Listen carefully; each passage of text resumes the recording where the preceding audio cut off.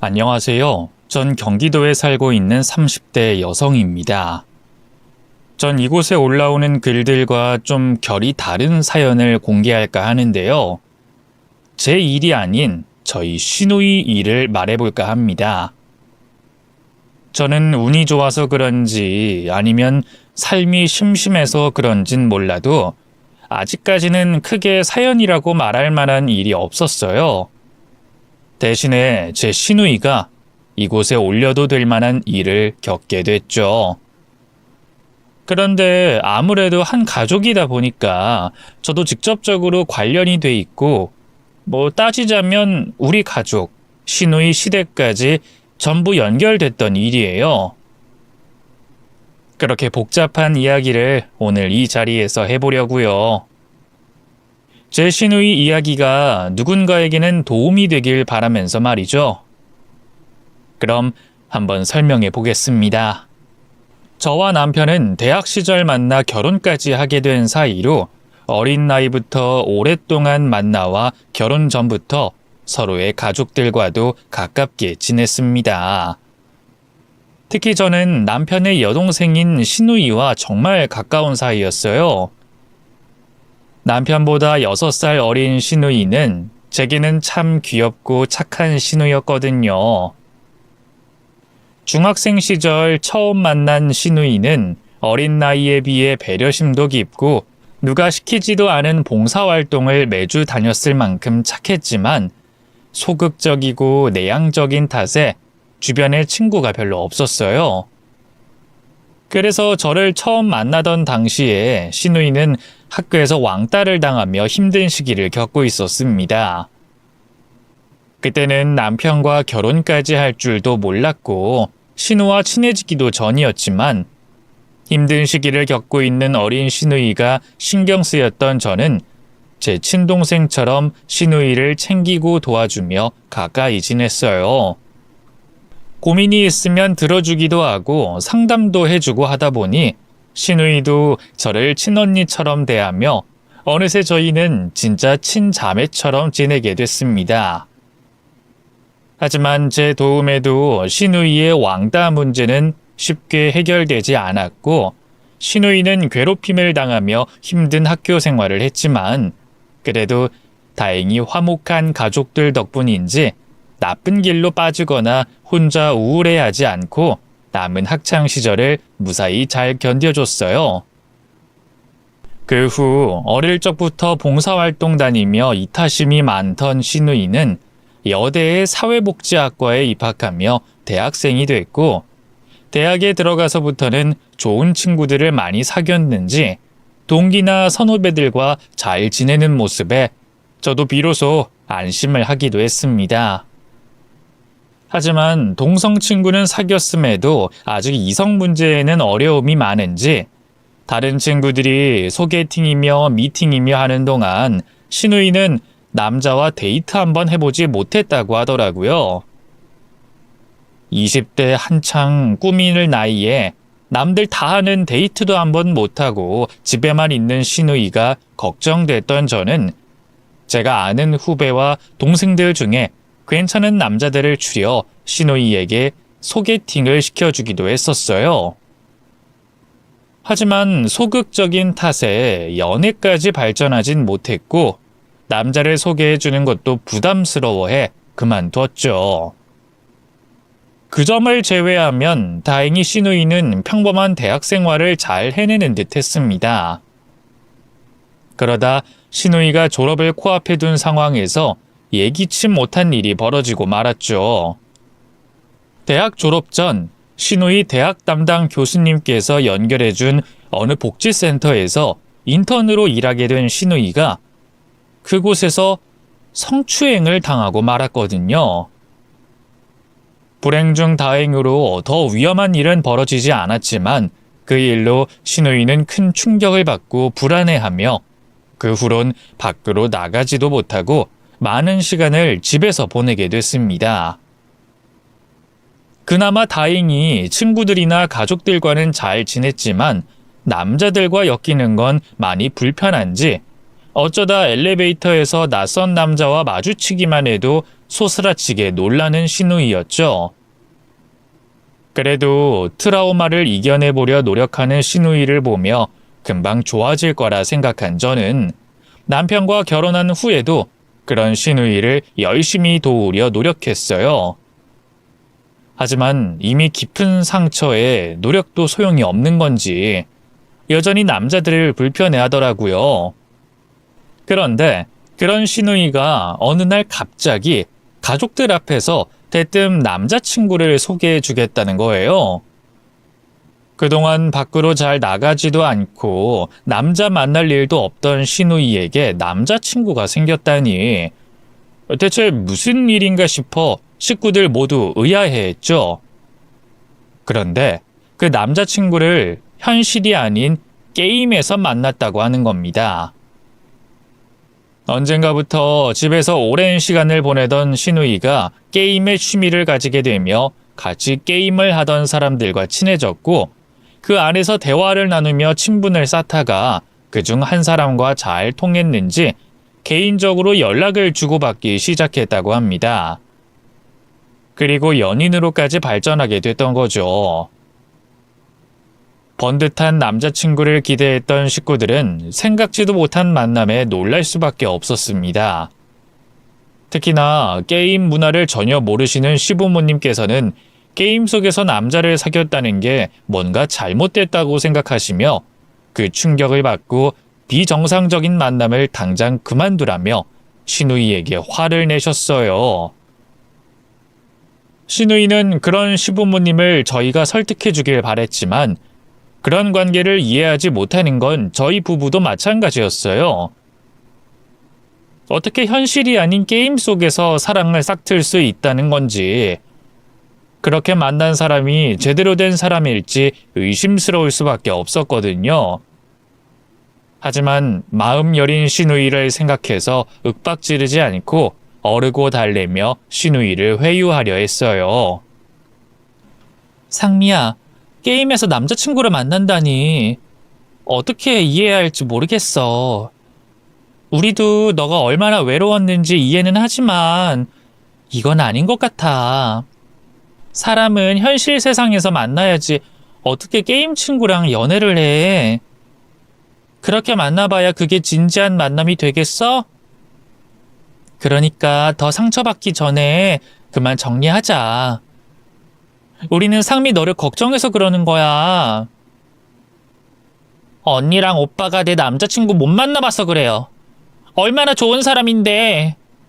직접 만나보면 분명 다들 마음에 들어 할 거예요. 내 남자친구 정말 착하고 좋은 사람인데 가족들이 다 반대해도 나 못 헤어져요. 나도 용기 내서 고백한 건데 다들 반대하기만 하면 나더러 어떻게 하라는 거예요. 상미야, 그래도 이건 좀 아닌 것 같다. 언니나 오빠는 다 너 걱정돼서 그러는 거야. 어머니 아버지도 웬만하면 네 편 들어주시는 분들인데 오죽하면 그러시겠니? 사람이라는 게 직접 겪어봐도 모르는 판에 어떻게 게임에서 만나서 연애를 해. 아니야, 그 사람 정말 착하고 좋은 사람이야. 나한테 얼마나 잘해주는데. 그리고 게임에서 만나서 이상하다는 건 다 편견이라니까요? 다들 잘 몰라서 그렇지. 요즘엔 게임에서 만나는 사람들도 얼마나 많은데. 그것뿐만 아니라 결혼까지 하는 사람들도 있어요. 어디서 어떻게 만나든 잘 만나기만 하면 되는 거 아니에요? 그러니까 다들 편견 갖지 말고 나 좀 믿어줘. 아니면 오빠랑 언니가 직접 만나보고 생각하면 되잖아요. 직접 만나보면 걱정하지 않을 거야. 신우이는 남자친구가 정말 좋은 사람이라며 헤어지고 싶지 않아 했습니다. 제발 자신들의 진심을 알아달라고 하면서 저희에게 남자친구를 직접 만나보고 판단해달라고 애원하더라고요. 솔직히 썩 내키지는 않았지만 저희도 신우이의 애원을 외면하긴 어려웠습니다. 착한 신우이가 오죽하면 이럴까 싶기도 하고 저희가 반대한다고 해서 다 큰 성인들 연애를 막을 수도 없겠다 싶어서 차라리 직접 만나보고 판단해 보기로 했죠. 어쩔 수 없이 만나기로 하긴 했지만 이왕 만나는 거 저는 신우이 말처럼 남자친구가 정말로 괜찮은 사람이길 바랬어요. 게임에서 만났다고 하니 게임 페인인 건 아닌가, 제대로 밥벌이하고 사는 사람은 아닌가 걱정이 많았지만 그래도 한번 기대를 걸고 싶었죠. 그런데 직접 만나게 된 신우이 남자친구는 저희 생각보다 나이도 어리고 그만큼 생각도 짧아 보였어요. 아직 철이 들지 않았는지 저희랑 같이 있는 자리를 별로 어려워하지도 않고 별 걱정도 없이 너무 해맑은 모습에 실망이 들었습니다. 사실 저는 신우이 남자친구에 대해 기대가 있었거든요. 신우이가 내성적이고 착한 성격이다 보니 그런 성격들을 보듬어주고 오빠처럼 든든하게 지켜줄 그런 사람이면 좋겠다 싶었는데 신우이의 남자친구는 그런 믿음직함이나 듬직함과는 거리가 한참 멀어 보이더라고요. 오히려 우리 신우이가 그 남자를 지켜줘야 할 판이었죠. 그래서 저희는 더 걱정이 돼 반대를 할 수밖에 없었습니다. 상미야, 너 정말 그 남자친구가 그렇게 좋니? 언니는 잘 모르겠던데 대체 어디가 좋은 거야? 사람이 좋은데 이유가 뭐가 있어요? 그냥 다 좋은 거지. 그러는 언니는 오빠 어디 좋은지 콕 집어 말할 수 있어요? 상미야, 그런 것도 다 한때 감정이야. 지금 당장은 그 사람한테 너무 빠져 있어서 그렇지 조금만 지나고 나면 별거 아니라 생각할 거야. 더구나 상미, 너는 남자도 별로 못 만나봤잖아. 그런데 제대로 남자 볼 줄 알겠어? 꼭 다 겪어봐야 알게 되는 건 아니잖아요. 저는 제 감정을 믿어요. 상미야, 그러지 말고 언니가 소개해주는 사람 한번 만나봐. 다른 남자들도 만나보고 그러면 진짜 마음을 알 수 있을 거야. 언니까지 반대하면 난 누구한테 의지해요? 언니까지 이러면 저 정말 힘들어요. 친동생 같은 신우이를 아무에게나 보낼 수 없다는 생각에 저는 신우이를 쫓아다니며 말렸지만 소용이 없었습니다. 두 사람 다 고집이 장난 아니라서 도통 헤어질 생각이 없어 보이더라고요. 그런데 반대를 하는 게 저희 쪽만이 아니었는지 어느 날 남자친구네 집안에서 저희 시댁을 찾아왔습니다. 그쪽에서도 저희 신우이가 마음에 들지 않는다며 둘이 헤어지게 하겠다고 하다가 서로 감정이 상해 말다툼까지 벌어지고 말았어요. 그쪽에서 우리 아들을 반대한다고 그러던데 우리도 별반 다를 거 없어요. 우리야말로 이 만남 반대 중이에요. 애초에 반대라면 우리가 해야지. 누가 누굴 반대한다는 건지 기가 막혀서 참. 뭐라고요? 아니 그쪽에서 저희 애 반대할 이유가 뭐가 있어요? 저희 애는 이 동네에서 착하다고 소문난 애입니다. 가는 곳곳마다 착하다고 예쁨 받는다고요. 이렇게 착한 막내딸 게임하다 꼬셔놓고도 인정받을 생각했어요? 뭐라고요? 그럼 우리 아들은 뭐 어디 빠진답니까? 우리 아들도 착하기로 말 꺼내기가 입 아파요. 평생 내 속 한 번 썩여본 적 없는 아들인데 그게 무슨 막말입니까? 나야말로 대체 우리 순진한 아들을 누가 꼬셨나 싶어서 찾아와 봤어요. 누가 누굴 꼬셔요? 이보세요. 그게 지금 남의 집에 찾아와서 내 딸한테 할 소리입니까? 애들 사이 반대한다고 이렇게까지 하는 모양인데 우리야말로 애들 사귀게 둘 생각 없으니까 잘 됐네요. 남의 자식 어떤지 궁금해하지 말고 각자 자기 새끼 단속이나 하죠. 우리도 이런 일로 그쪽 사람들 보고 싶지 않으니 앞으로 다시는 볼 생각하지 말고 각자 알아서 뜯어 말립시다. 예, 그게 저희도 바라던 바네요. 그럼 앞으로 서로 못 만나게 감시합시다. 양가 부모님들께서는 서로 네 자식 내 자식 하며 싸우시다가 두 사람을 헤어지게 하는 걸로 합의를 보게 되셨습니다. 결국 어른들까지 나서서 두 사람의 사이를 열렬히 반대하시니 이제 두 사람은 헤어지는 것밖에 답이 없다고 생각했어요. 그런 상황에 힘들어하는 시누이가 불쌍하긴 했지만 다 시누이를 위하는 거라 생각하며 저도 시부모님 편에 서기로 했죠. 하지만 저희들이 뜯어 말리기 전에 두 사람 사이에 덜컥 아이가 생기고 말았습니다. 그 바람에 결국 어쩔 수 없이 결혼을 할 수밖에 없었어요. 다시는 보지 말자고 했던 어른들은 울며 겨자 먹기로 사돈을 맺으셔야 했고, 양가 집안이 서로의 사위와 며느리를 마음에 들어하지 않았지만 저희 시부모님께서는 결혼 후 시매부에게 잘해주셨어요. 저희 시부모님 입장에서는 혹여나 딸 자식이 그 집에서 미움이라도 받을까 걱정돼 사위 대접을 해주실 수밖에 없었거든요. 사위에게 해주는 만큼 그 집에서도 며느리를 아껴주시기를 바라면서 말이죠. 덕분인지 시누이도 별탈 없이 잘 지내는 듯 보였습니다. 임신 기간 동안 밝고 건강한 모습으로 아이도 무사히 낳고 남편과도 관계가 좋아 보였어요. 그런데 시누이 안색이 언제부턴가 급격히 안 좋아졌습니다. 맨 처음엔 육아가 처음인 시누이가 힘이 들어서 안색이 안 좋아진 거라고 생각했어요. 그런데 시간이 흘러 조카가 자라 덜 보채고 시누이도 육아에 적응이 됐을 때였는데 여전히 얼굴에 그늘이 져 있고 눈 밑에 다크서클도 깊게 내려와 있었죠.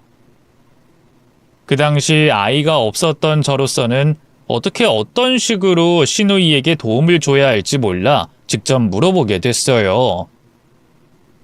상미야, 요즘도 승우 돌보느라 많이 힘드니?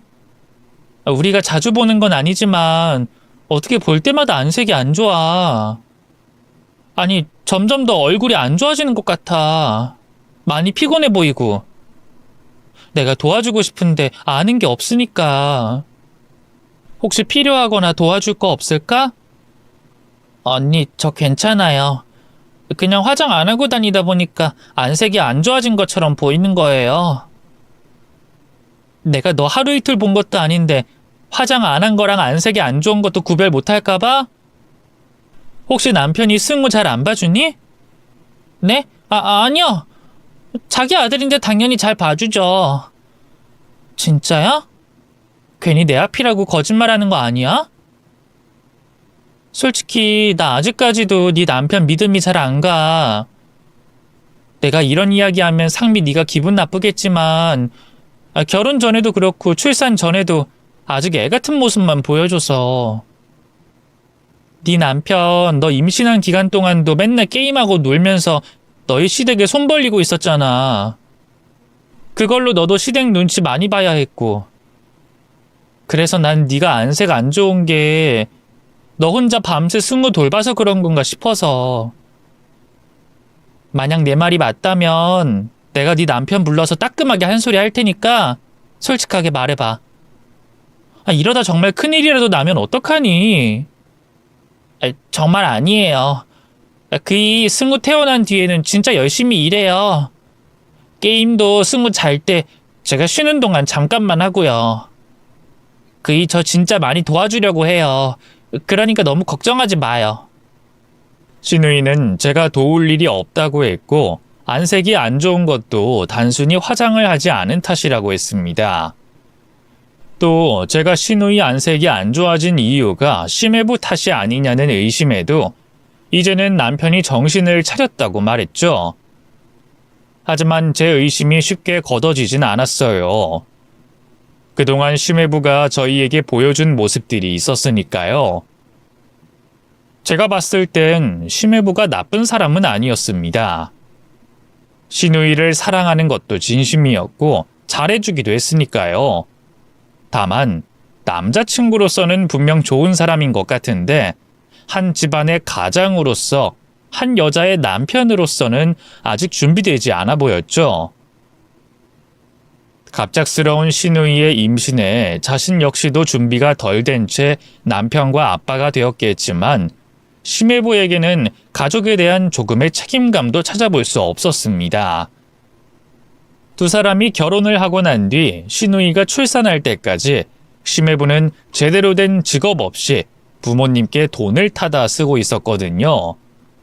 거기다 하루 일과 역시도 시누이와 하루 종일 놀고 인터넷 게임을 하는 게 전부였습니다. 술을 마신다며 친구들도 만나러 다녔고요. 그러니까 무늬만 결혼한 유부남인 거지 팔자 좋은 미혼과 다름이 없었어요. 그리고 그런 삶을 살고 있다는 걸 전혀 개의치 않아 했죠. 한 번은 남편과 여행을 갔다가 시누이가 먹고 싶어 하던 특산물이 생각나서 구입해 집으로 찾아간 적이 있었습니다. 심해부가 있을 테니까 갑작스럽게 찾아간 것도 아니었고 연락을 한 후에 시누이 집으로 갔었죠. 그런데 시누이는 저희가 온다고 임신한 몸으로 음식을 만들고 있었는데 심해부는 앉아서 게임을 하고 있는 겁니다. 그 모습에 제가 어이가 없어서 한마디 했어요. 매부, 아까부터 상미가 혼자서 일하고 있었던 거예요? 매부는 계속 게임하고? 네? 할 수 있다고 하길래. 그리고 제가 요리를 할 줄 아는 게 없어서요. 그러면 옆에서 돕는 척이라도 하지. 어떻게 게임을 하고 있어요? 움직이기도 힘든 임산부한테 일을 시키고. 죄송해요. 다음부턴 제가 하거나 도울게요. 근데 제가 일부러 안 한 게 아니라 진짜 할 줄 모르는 거라. 저 다른 일은 많이 도와줘요. 상미 힘들지 말라고. 매부는 한다고 하는지 모르겠는데 우리가 봤을 땐 그렇게 안 보여요. 상미가 이 사람 동생이라서 감싸는 게 아니라 다른 사람들이 보기에도 그럴 거라고요. 지금 내가 이 집을 한 6, 7번 정도 왔다 갔다 한 것 같은데 그때마다 매부는 항상 게임하고 있거나 친구들과 술 마신다고 나가 있었잖아요. 집은 항상 안 치워져 있고. 그럼 그걸 누가 다 해요? 상미가 할 거 아니에요. 우리가 온다고 해도 항상 집에서 게임만 하고 밖에 친구 만나러 나가 있는데 안 보일 땐 얼마나 더 하겠어요. 제발 상미 좀 신경 써요. 집에 있으면 상미 좀 돕고. 죄송합니다. 앞으로 나아진 모습 보여드릴게요. 언니, 저 괜찮아요. 그러니까 저 사람한테 너무 뭐라고 하지 마세요. 제가 할 수 있다고 해서 이렇게 된 거예요. 심해부에게 하고 싶은 말은 더 많았지만 그쯤 하기로 했어요. 다른 걸 더 끄집어 와서 말하면 시누이나 심해부 감정을 상하게 할까봐 말이죠. 이러한 일들이 여러 번 있었기 때문에 심해부를 의심할 수밖에 없었고 심해부가 시누이에게 어떻게 하는지 알아보게 됐습니다. 하지만 좀처럼 심해부와 마주칠 수가 없었어요. 그 사이 시누이의 상태는 점점 더 안 좋아지고 있었죠. 시누이에게 무슨 일이 있다고 확신하게 된 건 생전 처음 보게 된 모습 때문이었습니다. 시누이에게서 보고 들을 수 없었던 성질내는 모습과 욕하는 걸 직접 보고 듣게 됐거든요. 주말을 맞아 제가 시누이 집으로 찾아가 살림도 돕고 승호도 대신 봐주면서 시누이에게 잠시나마 휴식 시간을 주고 싶었어요. 때마침 심해부가 어딜 나갔다고 하길래 평소 시누이가 좋아하는 음식들을 사가지고 찾아가게 됐죠. 그런데 제가 집에 도착했을 때부터 시누이 표정이 안 좋았습니다. 전 저와 함께 있으면 조금 더 밝아지지 않을까 싶어서 시누이와 같이 있는 동안 더 과장해서 밝게 행동했죠. 그런데 시누이는 뭔가에 쫓기는 듯 불안한 표정이었고 집안을 왔다 갔다 하면서 초조한 모습이었어요. 그러다 급기야 욕까지 뱉는 모습을 보게 됐죠. 그 모습에 제가 너무 놀라 시누이에게 무슨 일 있냐고 물었는데 그날 저에게 우리가 만난 이후 처음으로 짜증을 내는 겁니다. 이제까지 단 한 번도 그런 모습을 보이지 않던 시누이가 말이죠. 상미야, 무슨 일 있어? 왜 그런 말을 써? 이게 안 되니까 짜증나서 그러죠. 혹시 내가 온 게 불편하니? 아니면 집에 찾아온 나 때문에 곤란한 상황인 거야? 그건 아닌데요. 제가 괜찮다고 하는데도 계속 의심하고 찾아오니까 제가 짜증나서 그렇죠. 언니, 저도 성인이고 애엄마예요. 근데 왜 계속 저를 14살, 15살 사춘기 여자애처럼 대해요? 뭐가 그렇게 못 믿어온 건데요? 상미야, 난 그냥 네가 힘들어하는 것 같아서 도와주려고. 알겠어. 너가 불쾌했다면 내가 사과할게. 미안해. 난 그럴 의도는 아니었어. 정말 도와주려고 했지. 알겠어, 그럼. 그만 귀찮게 하고 이만 가볼게. 처음 보는 시누이의 모습에 당황했던 저는 그 자리를 도망치듯이 나와야 했습니다.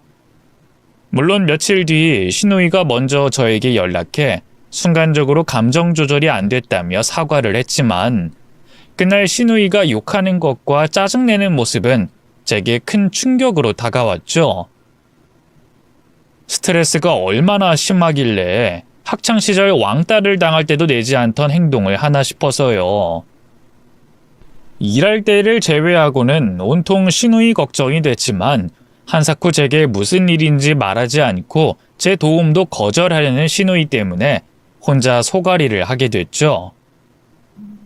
그러던 중에 시누이가 제게 먼저 연락을 하고 도움을 요청하는 일이 생기게 됐습니다. 그런데 그 부탁 역시 시누이 안색이 안 좋게 된 근본적인 문제 해결을 할 수 있는 부탁이 아니었죠. 돈을 빌려달라고 했어요. 그것도 적지 않은 돈을 말이죠. 언니, 저 부탁이 있는데요. 오빠한테 비밀로 좀 해주세요. 비밀로? 무슨 일인데 그래? 그게 저 돈 좀 빌려주실 수 있어요? 한 1,000만 원 정도. 1,000만 원? 왜, 집에 무슨 일 있어? 매부가 사고라도 친 거야? 아니요, 그런 건 아닌데 생활비가 부족해서요. 실은 매달 생활비가 모자라서 여기저기에서 빌렸는데 그게 눈덩이처럼 불어서 감당이 안 되네요. 그 돈 제가 꼭 갚을 테니까 오빠한테 비밀로 하고 이번만 빌려주세요. 언니 죄송해요. 이런 부탁으로 연락해서. 그럼 매부는 네가 빌린 돈에 대해서 몰라? 매부가 돈 안 가져다 줘? 이제 다시 일 시작했는데 그 전까진 일을 못 구하기도 했고 사기 비슷한 것도 당해서요. 그 사람 빚까지 있다는 걸 알면 많이 힘들어할 것 같아서 말을 못했어요. 언니, 어떻게 안 될까요? 그날 이후로도 시누이는 작게는 몇만 원에서 크게는 몇십 몇백만 원을 빌려달라고 제게 부탁을 해왔어요. 뭐 돈이야 빌려줄 수 있었습니다. 1,000만 원이 됐든 몇천만 원이 됐든 제게 여윳돈이 있으면 빌려줄 수 있었어요. 그런데 문제는 시누이가 돈을 빌리게 된 이유였죠. 시누이가 매부를 감싸고 돌고 있었지만 매부가 집을 자주 비우는데도 돈을 가져다 주지 못하는 걸 보면 일을 하는 게 아니라 분명 친구들과 놀러 다니는데 정신이 없는 거라고 생각했습니다. 또 그런 이유에서 혼자 아등바등 살아보려는 시누이가 힘들어서 안색도 안 좋아지고 평생 하지 않던 욕과 성질을 낸다고 생각했어요. 이제 어느 정도 시누이가 힘들어하는 이유가 윤곽이 잡혔으니 가만히 두고만 볼 수 없었습니다. 심해부를 만나 혼을 내고 정신 차리게 하려고 했죠. 그러기 전에 시누이를 만나 참고 사는 게 전부가 아니라고 가족들에게 언제든 도움을 요청하라는 말을 해주려 했어요. 뭐 심해부야 정신을 차리게 한다고 차릴 수 있을지 모르는 사람이었으니 또다시 이런 일이 벌어졌을 때 우리가 심해부에게 혼을 낼 수 있게 아니면 시누이에게 어떤 도움이라도 줄 수 있게 언제든 솔직하게 자신의 상황을 말해달라고 설득을 하려고 했죠. 그래서 시누이를 만나 얘기를 하려던 순간 심해부만 문제가 아닐 수도 있겠다는 생각을 하게 됐어요. 시누이가 사돈 어른 전화를 받고 쩔쩔매는 모습을 봤거든요. 언니 잠시만요. 어떡해. 어머님이네. 네, 어머님. 네? 아, 네, 죄송합니다. 네네. 제가 지금 바로 집으로 갈게요. 네, 알겠습니다. 언니, 미안한데, 저 집으로 들어가 봐야 해서요. 왜? 사돈 어른이셔? 무슨 문제라도 생겼어? 아, 아니요. 별거 아니에요. 그냥 제가 깜빡한 게 있어서요. 나도 할 말 있어서 그런데, 그 사돈 어른께 나랑 중요하게 할 말이 있다고 말씀드리고 얘기 나누고 가면 안 될까? 내가 용건만 빨리 말할게. 죄송해요. 저 빨리 가봐야 해서요. 언니, 제가 시간 날 때 연락할게요. 미안해요. 사돈어른 전화를 받고 표정이 싹 변한 신우이는 허겁지겁 가방을 챙기고 자리를 떠났어요. 시어머니가 부르면 자리를 박차고 나갈 수도 있겠습니다만 솔직히 그럴 만한 일이 얼마나 있겠어요. 그리고 대화 내용을 듣진 못했지만 그렇게 큰 일은 아닌 것 같았습니다. 그런데도 말 한마디 못하고 쩔쩔매다 급하게 자리를 떠나는 신우이 모습을 보니 며느리들이 가장 기본적으로 힘들어하는 관계가 떠올랐어요. 고부관계가 말이죠. 특히 신우이는 결혼 전 우여곡절이 많았고 결혼 직전까지 사돈 어른께서 마음에 들어하지 않았으니 시집살이가 있을 확률이 높아 보였어요. 만약 시매부뿐만 아니라 사돈 어른들의 시집살이까지 신우이가 당하고 있다면 이건 제가 나서서 해결될 일이 아닌 것 같았습니다. 또 자칫 잘못하면 집안 싸움으로 번질 수도 있었으니 좀 더 확실하게 알아보자 싶었죠. 그래서 남편에게도 비밀로 한 채 신우이가 어떤 고충을 겪고 있는지 알아보게 됐어요. 하지만 회사원인 저보다 바쁜 신우이로 인해서 무슨 일을 겪고 있는지 묻는 건 고사하고 만나는 것 자체가 힘들었습니다. 신우이가 사돈 어른의 전화를 받고 나간 다음에 말이죠. 그러다 또다시 집안일로 친정해온 신우이가 걸려온 전화를 보고 밖으로 나가 쩔쩔매며 전화를 받는 모습을 보게 됐어요. 그 전화 역시 사돈 어른이었죠. 들키지 않기 위해 멀리서 신우이를 보고 있어 대화 내용은 알 수 없었지만 전화를 받고 있는 신우이 모습만 봐도 어떤 상황인지 대충은 알 것 같았습니다. 구박을 받거나 혼나는 것 같았죠. 결국 보다 못한 제가 신우이에게 대놓고 물어보기로 했어요. 심해부도 사돈 어른도 신우이를 힘들게 하냐고 말이죠. 상미야, 잠깐 나랑 이야기 좀 하자. 가족들 없는 곳에서. 무슨 일인데요? 여기서 얘기해도 돼요. 방금 가족들 다 나갔거든요. 그럼 가족들 언제 올지 모르니까 본론만 말할게. 네 시부모님과 네 남편이 너 힘들게 하지. 맞지? 너 예전과 많이 다른 거 알아? 이제는 안색이 안 좋다 못해 볼 때마다 살이 빠져 있어. 그리고 너 돈은 왜 그렇게 자주 많이 필요한 건데? 집에서 아기 보는 네가 돈이 어디에 필요하다고? 매부 일한다며. 내가 처음 빌려준 돈으로 이전에 빚 갚았고. 근데 왜 돈이 계속 필요해? 너 나한테 했던 말 전부 거짓말이지. 매부는 나 몰라라 놀러 다니고 있고 너 혼자 승우랑 살아보려고 돈 빌리는 거잖아. 그런 와중에 너희 시댁에서는 뭐 가지고 그러는 건진 모르지만 너 달다 볶고 있고. 너 사돈 어른 전화 받을 때 어떤 모습인지 알아? 거의 죄인처럼 전화를 받아. 그걸 내가 다 봤는데 네가 괜찮다고 말하는데 내가 믿을 수 있겠니? 도대체 무슨 일이야? 너 혼자 끙끙 앓고 있으면 어쩌자는 거야? 솔직하게 말해. 아니면 나, 아버님, 어머님, 그리고 네 오빠한테 내가 생각한 그대로 말할 거야. 그렇게 되면 네가 당하고 있는 것보다 더 심하게 전달할지 몰라. 그럼 일이 심각하게 커져서 집안 싸움이 될 수도 있다니까? 그러니까 어서 솔직하게 말해. 우선 내가 해결할 수 있으면 하고 그게 안 될 것 같으면 우리 같이 머리 맞대서 대책을 강구하고 그것도 안 되면 가족들에게 도움 요청해야지. 안 그래? 언니, 그게...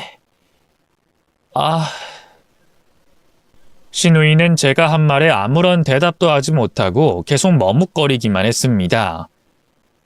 전 그날 꼭 대답을 들어야 할 것 같아 아무 말도 하지 않고 신우이를 쳐다보기만 했죠. 그런데 그때 우리 두 사람 사이의 침묵을 깨고 전화벨 소리가 울렸습니다. 신우이 핸드폰 전화였어요. 신우이는 제 눈치를 보다 걸려온 전화 화면을 받고 어쩔 수 없다는 듯이 전화를 받았죠. 이번에도 사돈 어른이었어요. 네, 어머님. 네? 아니, 그게 아니라, 그러니까, 그게 어떻게 된 거냐면요.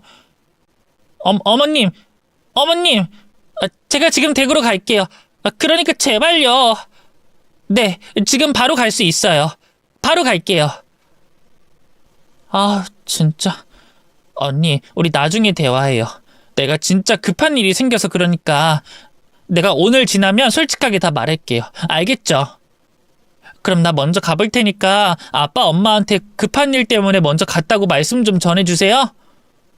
신우이는 이번에도 사돈 어른의 전화에 꼼짝도 못하고 있다가 바로 시댁에 가야 한다며 자리를 일어섰습니다. 제가 말릴 새도 없이 제게 말을 하며 나갈 준비를 하고 있었죠.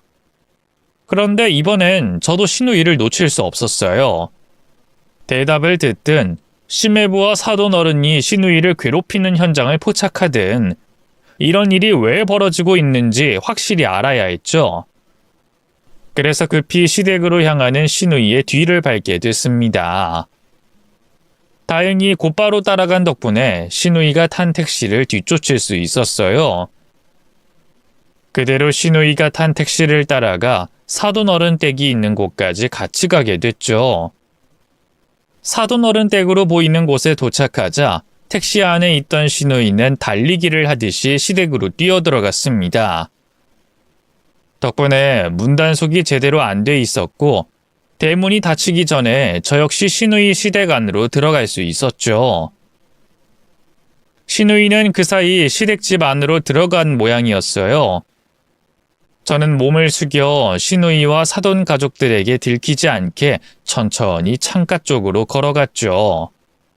그리곤 집 안쪽에서 들리는 목소리를 듣기 위해 귀를 기울였고 집 안쪽도 들여다봤습니다. 안쪽에서는 아니나 다를까 신우이가 사돈 어른에게 혼나고 있는 목소리가 들려왔죠. 너 정말 어쩌겠다는 거야? 한 집안의 아내라는 애가, 애 엄마라는 애가 정신이 있는 거야 없는 거야? 너 승우 엄마는 맞니? 아니면 승우 우리한테 빼앗기고 싶어서 일부러 이러는 거야? 어머님, 제가 정말 잘못했어요. 제발요. 제발 저 용서해 주세요. 제가 이렇게 빌게요. 제가 정말 잘할게요. 잘해? 뭘 잘해? 저번에도 잘하겠다고 말하지 않았어? 그런데 오늘 이거 봐라. 이게 뭐냐고? 내가 이제까진 너한테 신경을 얼마나 써주고 얼마나 많이 봐줬는데 이딴 짓을 하고 있어? 어머님 죄송해요. 신우이는 눈물을 흘리며 두 손이 발이 되려 싹싹 빌고 있었고 신우이에게 시어머니가 되는 사돈 어른은 강압적인 태도로 화를 내고 있었죠. 심해부와 다른 가족들은 신우이를 도와줄 생각이 없는지 고개를 돌리고 있었어요. 저 집안에는 우리 착한 신우이 편이 하나도 없었습니다. 혼자서 어떻게든 살아보려고 노력하는 신우를 구박하고 모든 책임을 몰아가는 사람들만 있었죠. 저는 듣고만 있을 수가 없었어요. 뒷일은 나중에 생각하고 우선은 신우이를 저 집에서 구해야 한다는 생각뿐이었죠. 그래서 사돈 어른 댁 집 안으로 들어가기로 했습니다. 현관 앞으로 돌아가 문을 두들기며 문을 열어달라고 했죠. 문 여세요. 문 여시라고요. 나 우리 상미 데리고 가야 되겠으니까 얼른 문 여세요. 어머, 승우 이모 되는 분 맞죠? 여긴 어쩐 일로? 근데 어떻게 여기까지 들어오셨어요? 그거야 제가 알아서 잘 들어왔겠죠. 어차피 상미만 데리고 바로 나갈 거니까 신경 쓰지 마세요. 상미야, 너 거기서 뭐해? 네가 왜 무릎을 꿇고 있어? 얼른 나와. 집으로 가자. 저기 승우 이모, 지금 갑자기 남의 집에 들어와서 뭐 하는 거예요? 무슨 일인지 왜 이러는지 차초지종을 설명하는 게 먼저 아니에요? 왜 이렇게 막무가내로 나와요? 그럼 이 상황에 구구절절 다 말하고 있어요? 상미 내 시누이지만 나한테 친동생이나 마찬가지인 아이예요. 이런 아이가 살이 빠질 만큼 괴롭힘을 당하고 있는데 내가 가만히 지켜만 보고 있어요? 지금 무슨 소리 듣고 그런 말하는 거예요? 뭘 제대로 알고는 말하는 거예요? 저기 아주머님, 지금 뭘 오해하고 계신 것 같은데 저희 상미 괴롭힌 적 없어요. 오늘 일도... 뭐? 진짜 보자 하니까 현장에서 잡혔는데도 오리발을 내밀어? 그럼 매부도 상미 시어머니도 안 괴롭혔으면 누가 상미를 괴롭혔는데? 여기 있는 다른 가족들이 괴롭혔던 거야? 그런 거야? 그래. 그럼 여기 있는 사람들 중 누구야? 누가 우리 상미 괴롭혔어? 우리 신우 괴롭힌 사람들 다 나와. 나오라고! 신우이가 무릎을 꿇고 있는 상황에서도 사돈 식구들은 모두 뻔뻔한 말을 해왔어요. 기가 막혀서 그 집을 뒤집겠다 생각하고 소리를 막 질렀죠. 그런데 한참 소리를 지르다 보니 뭔가 상황이 이상하다는 걸 느꼈습니다. 사돈 식구들 모두 어이가 없다는 표정을 짓고 있었거든요. 그리곤 무릎을 꿇고 있던 신우이도 이해가 되지 않는 말을 저에게 했습니다. 언니, 그만하세요. 지금 이 상황, 그리고 이전 상황들 전부 제가 잘못해서 생긴 일이에요. 전부 제 잘못이라고요. 상미야, 너 그렇게 생각하면 안 돼. 네가 뭘 잘못했다고 그래? 네 상황에 뭘 얼마나 더 해야 한다고? 남편이 돈 안 벌어와서 생활비 빌리는 애엄마가 어딨어? 그런 상황에 시댁에서 부르면 불이 나게 달려가는 건 또 뭐고? 너 충분히 네가 할 수 있는 만큼 했어. 며느리로서든 아내로서든. 그러니까 네 잘못이라고 생각하지 마. 언니랑 집으로 돌아가서 아버님, 어머님께 다 말씀드리고 새롭게 출발하자. 너 새 출발하는데 언니랑 오빠가 도와줄게. 응? 언니, 죄송해요. 언니가 잘못 알고 있는 거예요. 제가 언니한테 솔직하게 말 못했어요. 사실 저 하면 안 되는 짓을 하고 있었어요. 그래서 이렇게 된 거예요. 그래서 제가 우리 가정에 가족들에게 피해를 준 거라고요. 하면 안 되는 짓이라니? 그게 무슨 말이야? 그게 뭔데? 신우이는 그때부터 오열하기 시작했습니다. 제게 해서는 안 될 짓을 했다는 말을 남기고서 말이죠. 그 해서는 안 될 짓이 무슨 일인가 싶어 궁금했는데 신우이가 눈이 빠져라 오열하고 있어 물을 수가 없었어요. 그때 사돈 어른께서 신우이가 해야 할 대답을 대신해 주셨죠. 뭘 보고 무슨 말을 듣고 나랑 희찬이가 상미를 괴롭혔다고 생각하는 건진 잘 모르겠지만 조금 전에 한 말을 듣고 유추해보자면 내가 상미를 자주 부른다는 이유로 억지 시집살이를 시켰다고 생각하는 것 같은데 반은 맞고 반은 틀려요.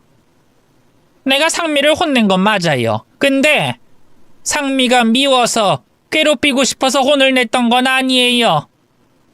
상미가 혼날 만큼 잘못을 해서 혼을 냈던 거지.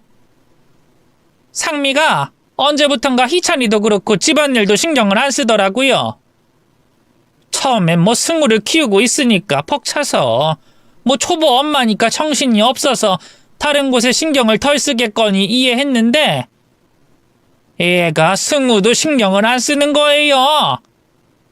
내가 어느 날 애들 집에 갔었는데 아이, 승우가 배고파서 까무러치는 모습을 봤다니까요. 그래서 상미가 잠깐 나갔나 싶었는데 멀쩡히 집에 있는 거예요.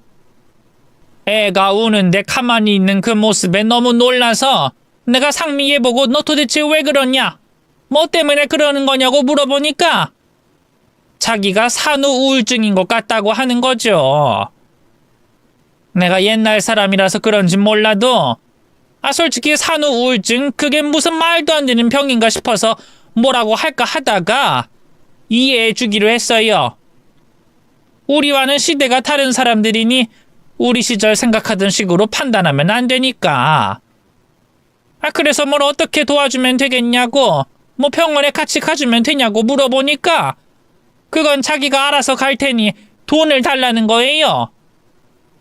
병원에서 치료받을 돈을.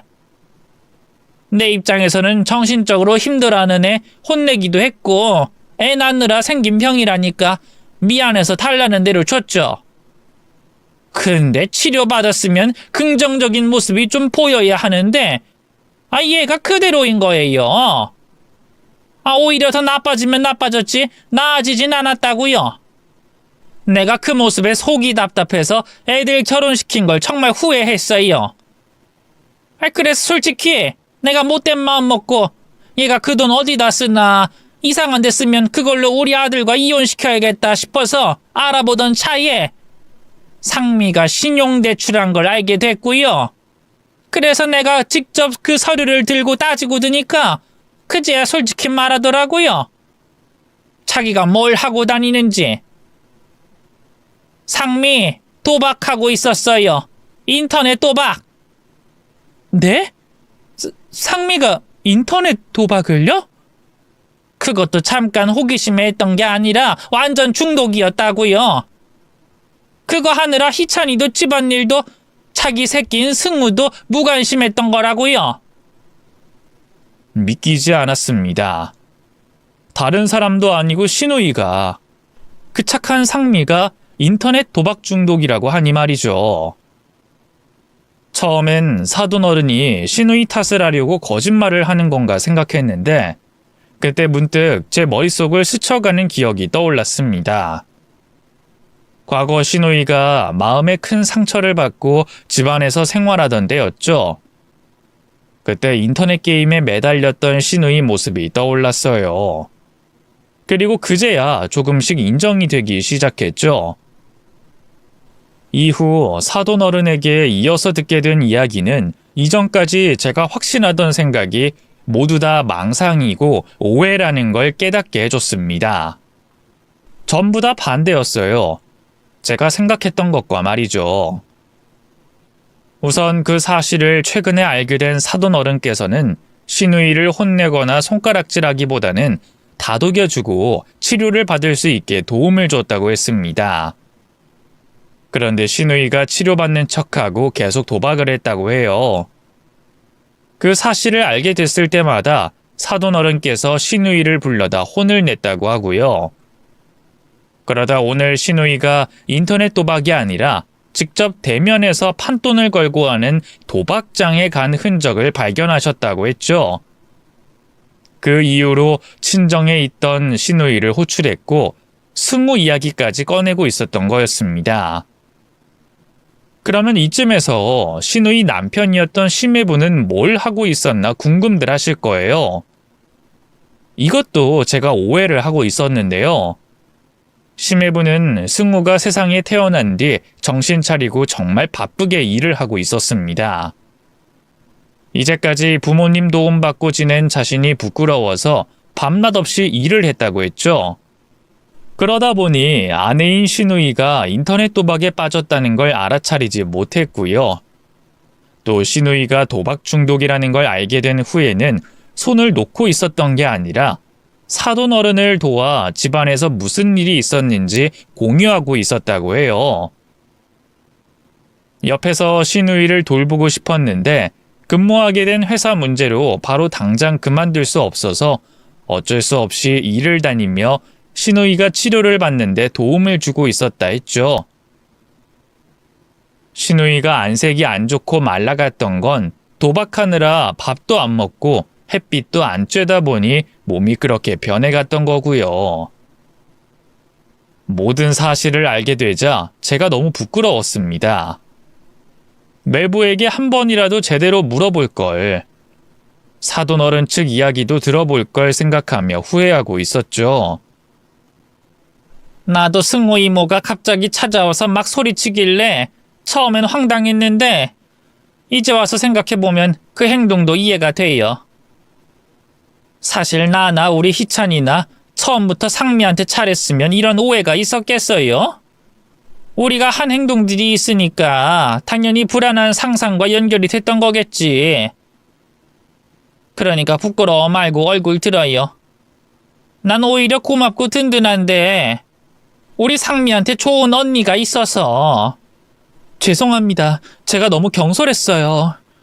그런 말도 안 되는 오해를 해서 이런 일까지 벌이고 정말 죄송합니다. 이렇게 고개 숙여서 사죄드릴게요. 정말 괜찮아요. 그리고 우리가 친정에서 걱정할까봐 또 우리 때문에 상미가 이렇게 된 것 같아서 숨긴 것도 우리 쪽 잘못이죠. 처음부터 사돈들께 상미 문제 말씀드려야 했는데 이제 우리 상미 치료를 위해서 다 같이 한마음 한뜻으로 노력해봐요. 네, 제가 상미 일 저희 시부모님께 말씀드릴게요. 우리 상미 신경 써주셔서 감사합니다.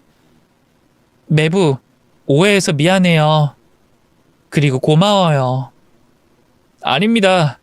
다 제가 부족하고 신경 쓰지 못해서 생긴 일인데요. 제가 죄송해요. 그리고 앞으로 상미하고 승호한테 정말 잘하겠습니다. 그날 제가 부끄러워졌던 게 정말 다행이었어요. 제가 상상하던 최악의 상황은 모두 다 오해였고 신우이가 시댁과 남편에게 얼마나 많이 사랑을 받고 있는지 알게 됐으니까요. 또 양가 가족이 신우이 치료를 위해 하나가 되는 계기가 되기도 했죠. 다음 날 저는 시부모님과 남편에게 신우이의 상황과 이제까지 있었던 일들을 모두 설명했습니다.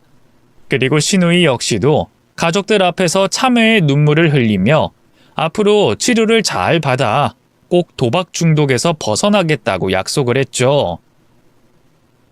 그날 이후 양가 온 가족이 신우이 도박 중독 치료에 마음을 합쳐 돕게 됐습니다.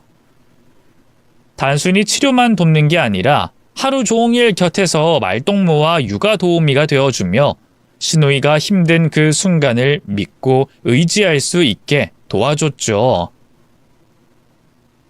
그리고 신우이가 치료를 받으면서 도박 중독에 빠지게 된 이유를 알게 됐어요. 산후 우울증과 함께 과거 있었던 안 좋은 사건의 트라우마가 합쳐져서 발생하게 된 것 같다고 하더라고요. 그러니까 이 힘든 상황을 회피하고 자신의 우울한 감정을 떨치는 방법을 잘못된 방법에서 찾게 된 거고, 과거 비슷한 일로 게임을 자주 했던 것처럼 도박을 하다 중독이 된 거라 설명해 주셨어요. 그래서 앞으로는 비슷한 감정이 생길 때 다른 식으로 불안을 해소할 수 있는 방법을 찾아야 한다고 말씀하셨죠. 가족들 모두 과거 신우이가 칩거했을 때 서로의 일이 바빠 조금 더 신우이에게 신경을 써주지 못한 일에 대해서 미안해했습니다. 그때 생각보다 괜찮아 보이는 신우이가 컴퓨터에 몰두하는 건 그다지 나쁘지 않았다고 생각했던 우리들의 잘못 때문에 이런 일이 벌어진 것 같아서요. 그래서 더 열심히 과거 일을 만회하려고 신우이 곁에 있었던 것 같아요. 저희가 노력한 효과가 조금은 있는지 모르겠지만 지금 신우이는 도박 중독에서 완전히 벗어난 상태입니다. 그리고 책임감 있고 자신을 사랑해주는 남편과 엄마를, 무척이나 사랑하는 승우와 함께 행복한 가정에서 잘 살고 있고요. 사돈 어른께서도 신우이를 정말 많이 예뻐해 주세요. 또 우리 가족들 모두도 잘 살고 있고요. 그 당시에는 정말 큰일이다 싶었는데 이렇게 잘 해결되고 온 가족이 가깝게 또 행복하게 지내는 걸 보면 그 일이 있어서 다행이다 싶습니다. 물론 우리 가족들 중 누구에게도 그날의 일과 비슷한 일이 또다시 발생하면 안 되겠지만 말이죠.